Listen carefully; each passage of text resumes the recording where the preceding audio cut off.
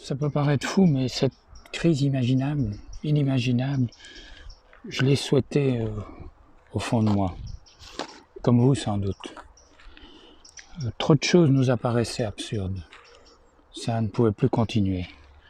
Il fallait que ça change, tôt ou tard, que l'agitation cesse. Et bien ça y est. Un grand coup d'arrêt s'est produit. Ma réalité s'est pliée à mon souhait inconscient. Et c'est pareil pour vous. Mais il est possible que votre crise ne soit pas la même que la mienne. Peut-être par exemple croyez-vous à la dangerosité du virus, alors que moi, je croirais plutôt à une grande manipulation à visée autoritaire. Mais peu importe, on verra. En attendant, chacun est dans sa réalité. Nous sommes chacun dans notre réalité qui reflète nos croyances, nos programmes inconscients. C'est comme ça que nous fonctionnons. Ce qui se trame dans notre subconscient crée notre réalité.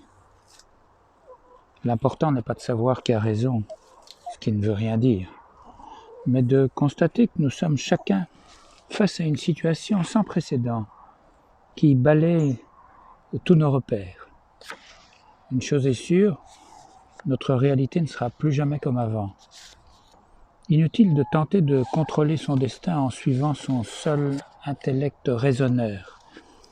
Le temps est venu de s'en remettre d'abord à superconscience, la part transcendante de notre conscience, seule capable de nous guider, de diriger notre intelligence avec sagesse. Et malgré le confinement, ce qui se passe au fond nous libère. Je dois avouer que ces derniers jours, j'ai éprouvé pour la première fois depuis longtemps peut-être, des moments d'une joie particulièrement intense, juste en regardant le soleil, le ciel pur, plus pur qu'avant, en écoutant les oiseaux plus nombreux, en jouissant du calme inhabituel. En somme, le bonheur tout simple, du chat couché dans le soleil, de l'enfant concentré sur son jeu.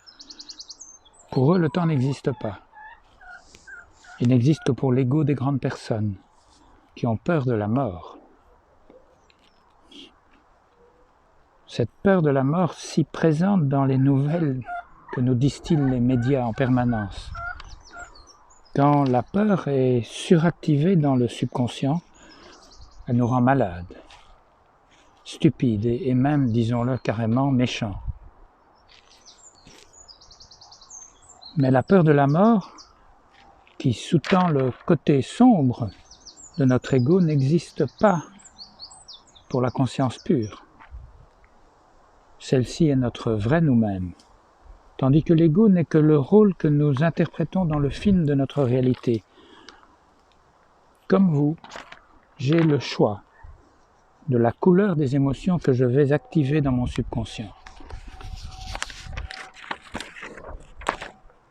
Je peux me persuader que je suis un pauvre petit mortel, soumis aux caprices d'un hasard insensible, ou je peux me convaincre que je suis conscience éternelle, en train de vivre une expérience. En vivant cette expérience, je dois accepter de jouer le jeu, de ne pas fuir, accepter mes peurs, sans me laisser submerger par elles. Quand on s'habitue à percevoir la présence amicale de superconscience, les choses deviennent beaucoup plus faciles, car on n'est plus seul en soi-même, à la merci de ses démons intérieurs. Peur, frustration, colère, blâme, tout ce qui sabote et rend la réalité pénible. Notre subconscient est lié à la conscience globale qui unit tous les êtres. Nous sommes tous un. Et contrairement aux apparences, nous n'avons pas d'ennemis, ni humains, ni microbes, ni virus, ni quoi que ce soit. Même les arrogants qui voudraient nous enlever nos dernières libertés ne sont pas nos ennemis, juste des personnages surgissant dans notre réalité pour nous forcer peut-être à mettre de l'ordre au fond de nous-mêmes. Il faudrait même leur être reconnaissant, ne pas leur en vouloir. Bien sûr, tout en évitant soigneusement de se conformer comme des esclaves à leurs instructions parfaitement arbitraires.